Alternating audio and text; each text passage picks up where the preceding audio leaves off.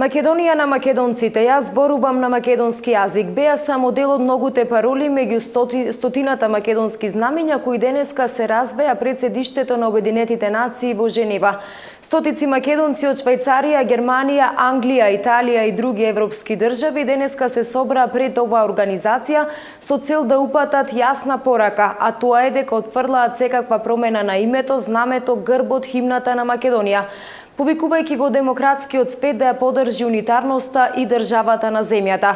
Организаторите на мирниот протест, насловен како Македонците за унитарна Македонија, упатија декларација за унитарна Македонија до Обединетите нации, Европската унија, Руската федерација, Франција, Обединетото кралство, Северна Ирска.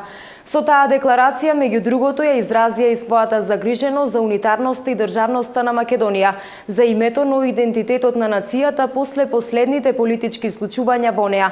На мирниот совет декларацијата беше прочитана на повеќе јазици со посебен фокус на точката која гласи: Македонците во Швајцарија како нераскинлив дел од македонскиот народ отфрлаат федерализација и службеност на албанскиот јазик на целата територија на Македонија и во меѓународните односи.